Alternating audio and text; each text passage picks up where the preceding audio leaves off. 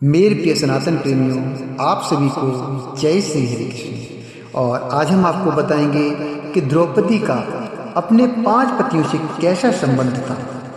आपने सुना होगा कि एक राजा की कई पत्नियां हुआ करती थी, लेकिन एक पत्नी के कई पति आपने अब तक नहीं सुना होगा। आखिरकार द्रौपदी को 5 पति क्यों मिले, इसका क्या रहस्य है, इसका क्या कारण है, ये सब हम इस वीडियो में आपको बताएंगे। इस वीडियो में आपको अंत तक रहना होगा, तभी आप इन बातों को समझ पाएंगे। तो आइए हम चलते हैं अपनी उस कथा की ओर जो कि महाभारत से ली गई। द्रौपदी भारत की वह प्रथम महिला है जिसके 5 पति थे, या वह 5 पुरुषों के साथ रमण करती थी।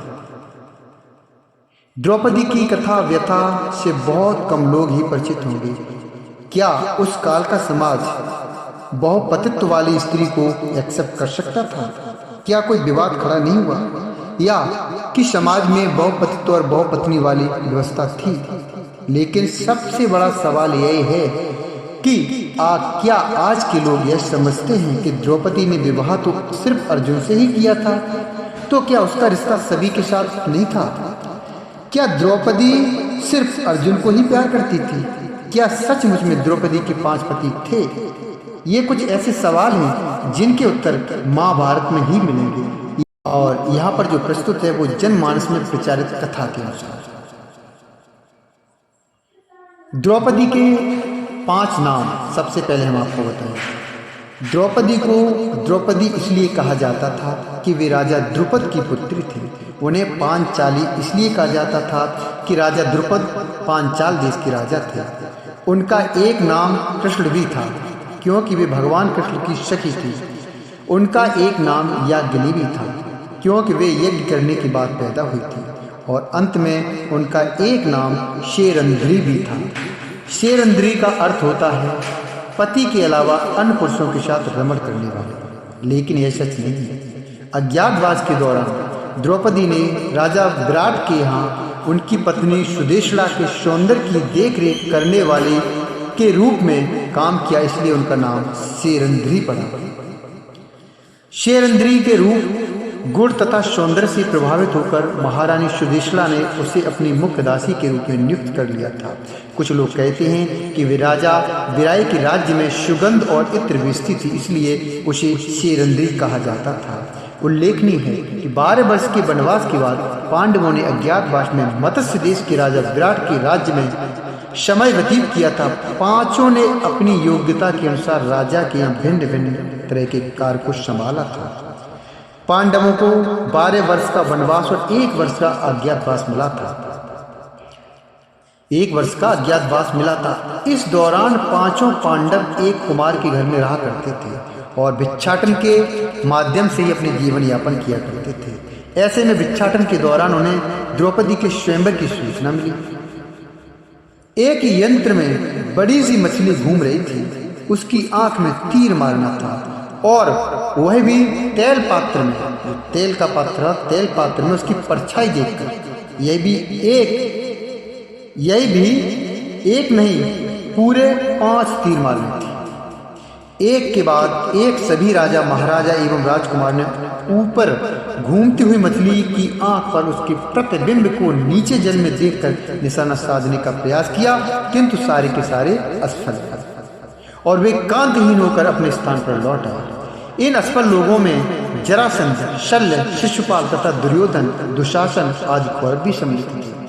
कौरवों के असफल होने पर एक ब्राह्मण ने राजकुमारी को प्राप्त करना चाहा। ब्राह्मण के भेष में अर्जुन ने तैल पात्र में प्रतिबिंब को देखते हुए एक ही बार से निशाना लगा डाला। द्रौपदी ने तुरंत आगे बढ़कर अर्जुन के गले में वरमाला डाल दी। यह सब देखकर क्षत्रियों ने आपत्ति दर्ज कराई कि यह प्रतियोगिता सिर्फ क्षत्रियों के लिए आयोजित थी, फिर एक ब्राह्मण को जीत देना उचित नहीं है। वहां युद्ध की स्थिति बन गई।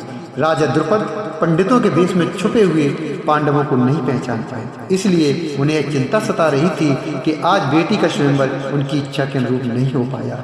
राजा द्रुपद की इच्छा थी कि उनकी पुत्री का विवाह किसी पांडु पुत्र के साथ हो, क्योंकि उनकी राजा पांडु से गहरी मित्रता थी।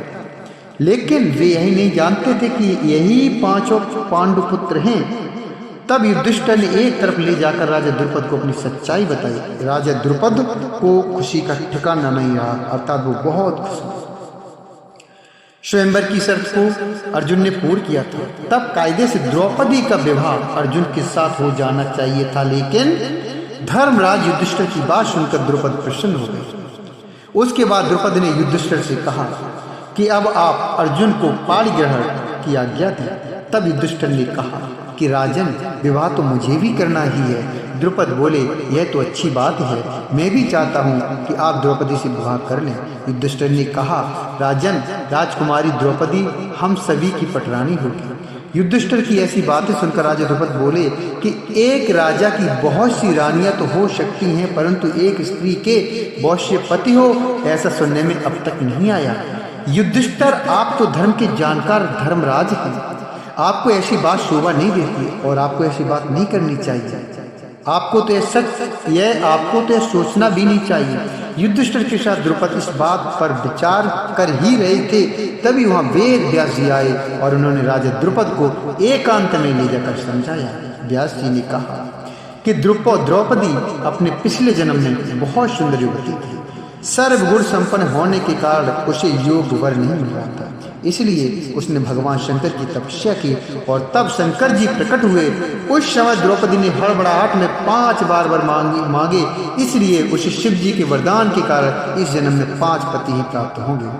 आप इसे पांडव की पटरानी बनने से रोक नहीं सकते। यह सुनकर द्रौपदी ने कहा कि भगवान शंकर ने जैसा वरदान दिया था वैसा ही होना चाहिए, फिर चाहे यह धर्म सम्मत हो या अधर्म। तब द्रुपद ने व्यास जी के साथ युधिष्ठिर के पास जाकर कहा कि आज ही विवाह के लिए शुभ दिन व शुभ मुहूर्त है। आज चंद्रमा पुष्य नक्षत्र पर है, इसलिए आज तुम द्रौपदी के साथ पाणी ग्रहण करो। यह निर्णय होते ही द्रौपदी को श्रृंगार रति कर मंडप में लाया गया। 5 पांडव भी सज धस कर मंडप में पहुंचे। 5 ने एक दिन द्रौपदी से पाणी ग्रहण किया। विवाह में राजा द्रुपद ने दहेज में बहुत सी रत्न और धन और गहनों के साथ ही हाथी घोड़े भी दिए। तब द्रुपद की रानियों ने कुंती के पास आकर उनके पैरों पर सिर रखकर प्रणाम किया।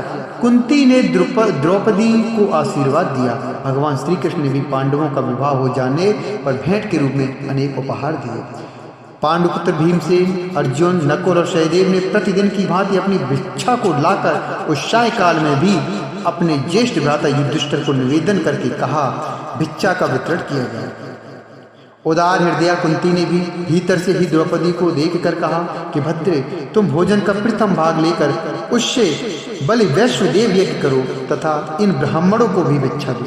अपने आसपास जो दूसरे मनुष्य आश्रित भाव से रहते हैं उन्हें भी अन्न परोसो। फिर जो शेष बचे उसका आधा हिस्सा भीमसेन के लिए रखो। पुनः शेष के 6 भाग करके चारों भाइयों के लिए 4 भाग अलग अलग रख दो। उसके बाद मेरे और अपने लिए भी एक भाग अलग अलग परोस दो। उनकी माता कहती है कि हे कल्याणी, ये जो गजराज के समान शरीर वाले हष्ट-पुष्ट गोरे युवक बैठे हैं, इनका नाम भीम है। इन्हें अन्न का आधा भाग दे दो, क्योंकि यह वीर सदा से ही बहुत खाने वाले हैं। राजा द्रुपद के पुत्र धृष्टद्युम्न पांडवों के पीछे पीछे उनका सही ठिकाना जानने और उन्हें सही प्रकार से समझने के लिए भेष बदलकर आ रहे थे। उन्होंने पांडवों की चर्चा सुनी, उनका शिष्टाचार देखा और वे प्रसन्न हुए। इस बात के लिए मेरी पुत्री सुखपूर्वक कर रही है। एक दिन की बात है, पांडव और ब्राह्मण लोग आश्रम में बैठे थे। उसी समय द्रौपदी और सत्यभामा भी आपस में मिलकर एक जगह बैठी थी।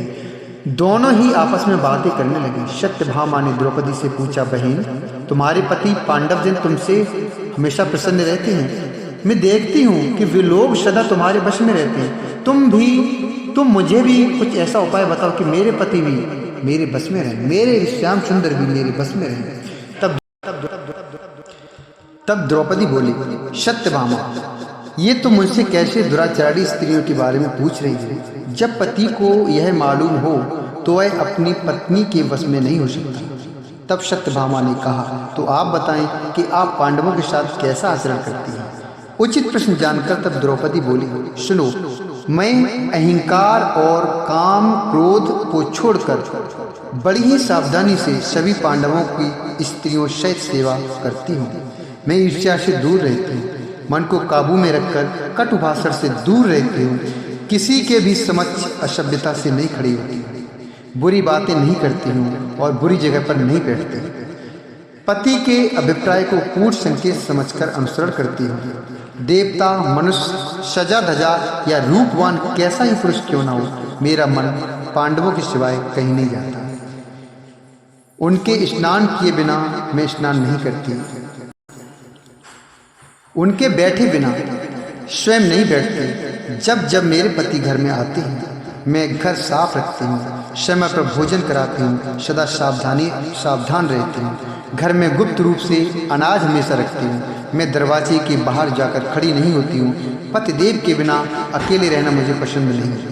साथ ही सास ने मुझे जो धर्म बताए हैं मैं सभी उनका पालन करती हूँ, सभी धर्म की शरण में रहती हूँ। द्रौपदी के 5 पुत्र थे।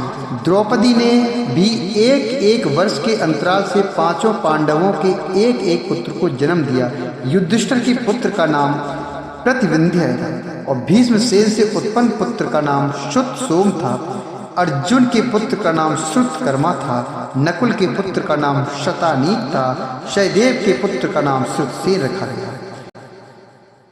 दोस्तों, अगर यह जानकारी आपको अच्छी लगी हो तो कृपया वीडियो को लाइक करें, चैनल को सब्सक्राइब करें। कुछ बोलना हो तो कमेंट बॉक्स में लिखें। जय श्री हरि कृष्ण।